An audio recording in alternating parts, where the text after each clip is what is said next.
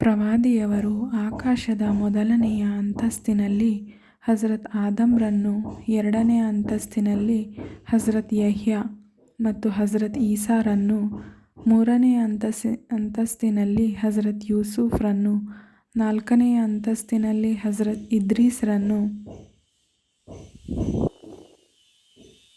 ಐದನೆಯ ಅಂತಸ್ತಿನಲ್ಲಿ ಹಜರತ್ ಹಾರೂನ್ರನ್ನು, ಆರನೆಯ ಅಂತಸ್ತಿನಲ್ಲಿ ಹಜರತ್ ಮೂಸಾ ಹಾಗೂ ಏಳನೆಯ ಅಂತಸ್ತಿನಲ್ಲಿ ಬೈತುಲ್ ಮಾಮೂರ್ ಭವ್ಯ ಭವನವನ್ನು ಕಂಡದ್ದಲ್ಲದೆ ತಮ್ಮನ್ನೇ ಹೋಲುವಂತಿದ್ದ ಹಜರತ್ ಇಬ್ರಾಹಿಂರನ್ನು ಭೇಟಿಯಾದರು.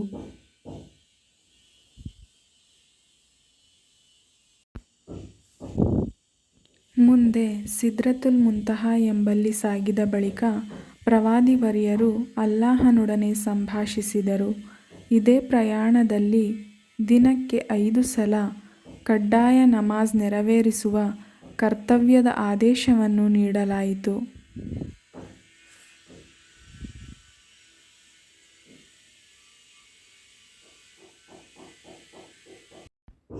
ಸ್ವರ್ಗ ಮತ್ತು ನರಕಗಳ ದರ್ಶನವನ್ನು ಮಾಡಿಸಲಾಯಿತು. ಅಲ್ಲಿಂದ ಪ್ರವಾದಿವರ್ಯರು ಬೈತುಲ್ ಮಕ್ದಿಸ್ ವರೆಗೆ ಹಿಂತಿರುಗಿ ಮತ್ತೆ ಎಲ್ಲ ಪ್ರವಾದಿಗಳ ನೇತೃತ್ವ ವಹಿಸಿ ಫರ್ಜ್ನ ನಮಾಜನ್ನು ನೆರವೇರಿಸಿ ಮತ್ತೆ ಬುರಾಕ್ನ ಮೂಲಕ ಕಾಬಾ ತಲುಪಿದರು.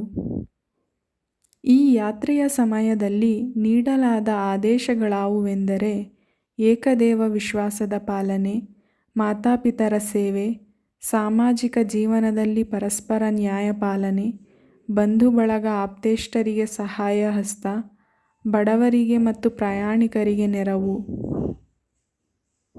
ಸಂಪತ್ತಿನ ಸದ್ಬಳಕೆ, ದುಂದುವೆಚ್ಚಕ್ಕೆ ತಡೆ, ವ್ಯಭಿಚಾರಕ್ಕೆ ನಿಷೇಧ, ಮುಗ್ಧ ಮಾನವ ಹತ್ಯೆಗೆ ವಿರೋಧ, ಅನಾಥರ ಸ್ವತ್ತು ರಕ್ಷಣೆ, ತೂಕ ಮತ್ತು ಅಳತೆಯಲ್ಲಿ ನ್ಯಾಯಪಾಲನೆ, ವಚನ ಪಾಲನೆ, ಬಹುದೇವಾರಾಧನೆಯ ಹೊರತು ಇತರ ಎಲ್ಲ ಪಾಪಗಳ ಮನ್ನಣೆಯ ಸಾಧ್ಯತೆ ಇತ್ಯಾದಿ.